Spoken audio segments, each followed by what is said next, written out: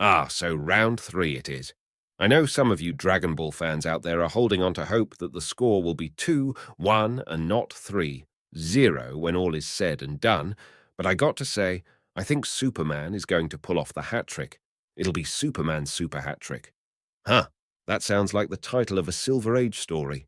Anyway, before we talk about why Superman beats Goku, as if this fight isn't the most discussed who would win matchup of all time, let's take a step back and look at meta reasons why Superman wins.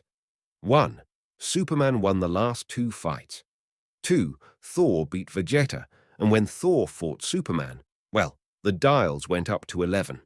3. Dragon Ball already had a win this season, and it was a suspiciously generous win, where a guy rated at 1 billion or so universes worth of power defeated a guy whose best move is blowing up a planet with antimatter.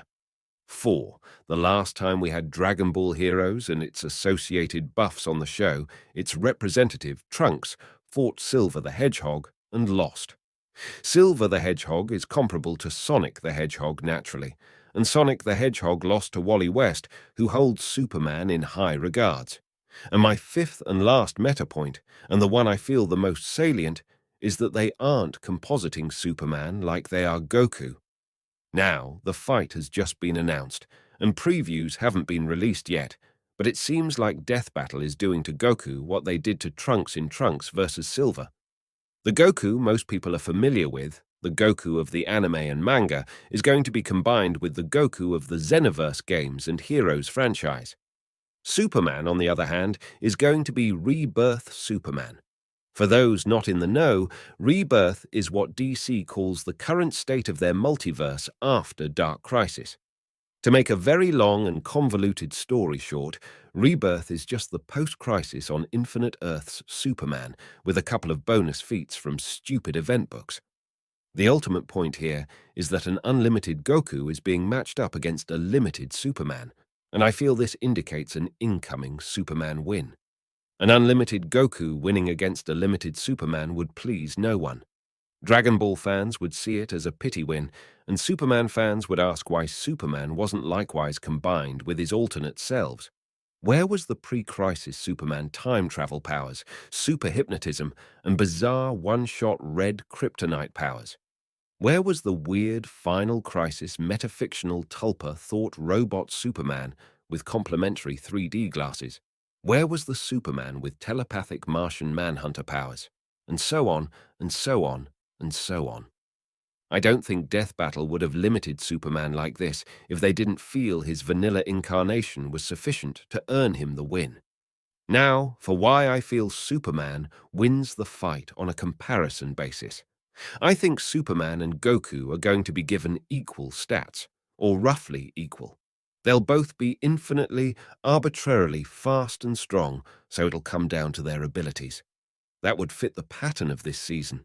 It seems a lot of fights this season have come down to power set versus power set, with stats versus stats being an afterthought. I think the research team might be tired of all those old ex-Zeptatons of TNT memes, and on power set versus power set, Superman wins handily. Goku is basically Superman, but he throws out energy from his hands and sometimes his feet instead of his eyes. You can also put teleportation on his character sheet due to instant transmission. Goku's one win con is to overpower Superman and beat or blast him to death. Superman has that as a win con as well, in addition to sucking Goku's air away with super breath, tackling Goku into the sun, giving himself a buff while killing Goku from a lack of oxygen, internally damaging Goku by combining X-ray vision with heat vision, flying to a distant star and sniping Goku with heat vision and meteors. What's Goku going to do? Follow him? Goku can't instant transmission to places he's not familiar with. If Superman takes a trip to Thanagar or Ran, Goku can't follow him.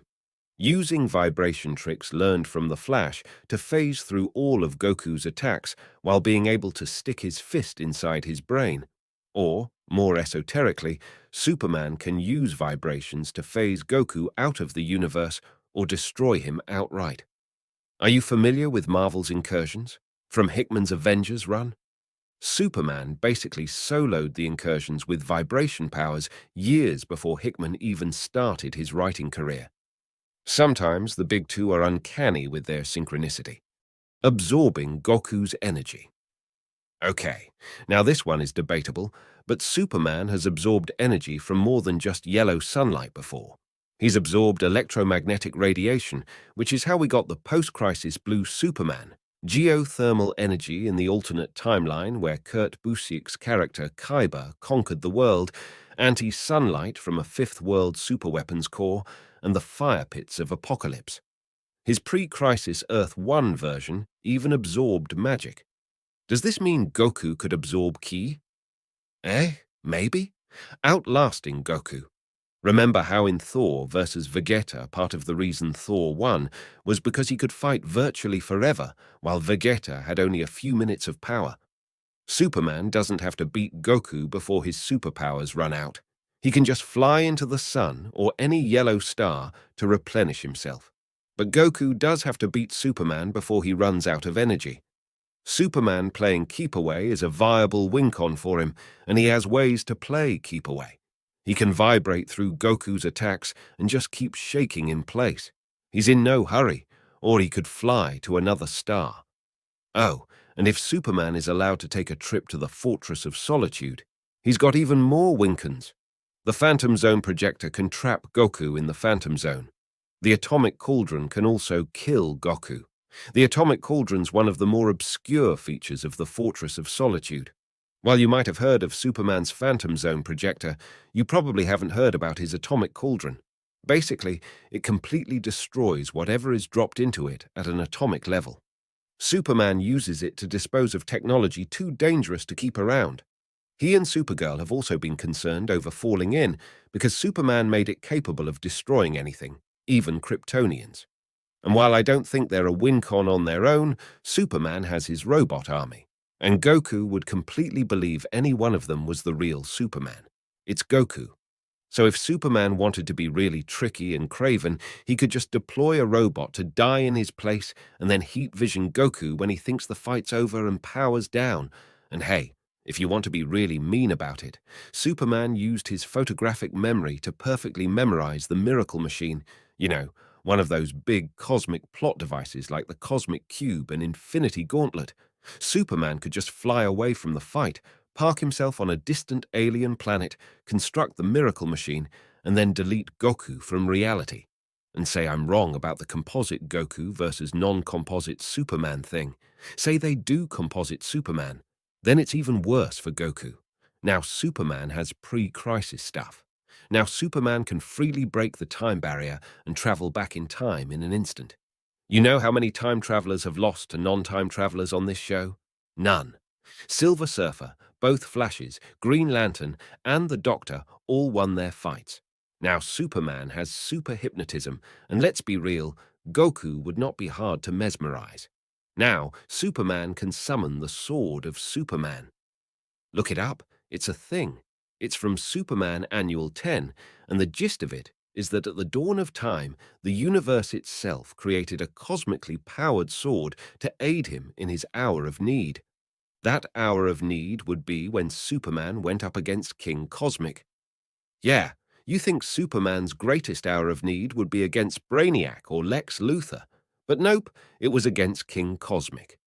King Cosmic was sort of like Kang the Conqueror, if Kang was one of those Star Trek energy aliens who can alter reality with their thoughts.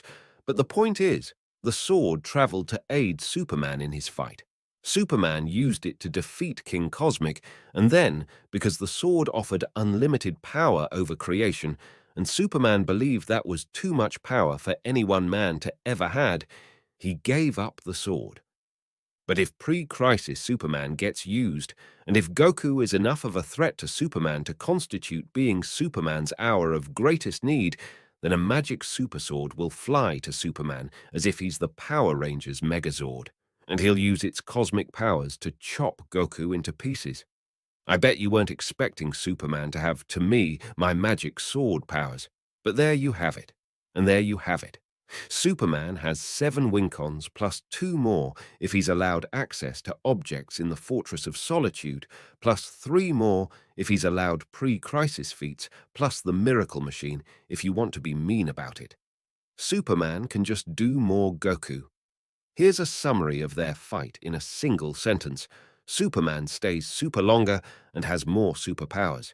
He's just too super, even for a Super Saiyan, or a Super Saiyan God Super Saiyan, or a God Saiyan Mode 2 former de Wukong, or whatever Goku is currently.